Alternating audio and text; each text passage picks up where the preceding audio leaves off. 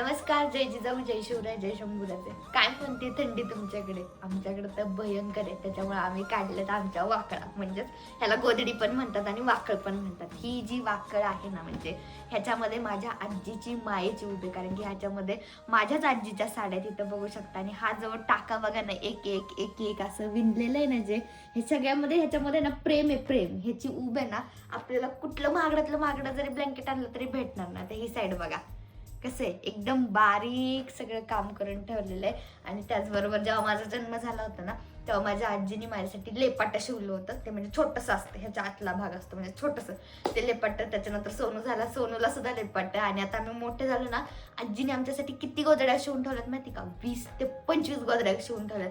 म्हणजे अक्षरशः बेड असे गच्च भरलेत. तुमच्याकडे काय म्हणतात या वाकळेला आणि गोधडीला? नक्की कमेंट करून सांगा. आता वापरून अक्षरशः इरली आमची गोधडी.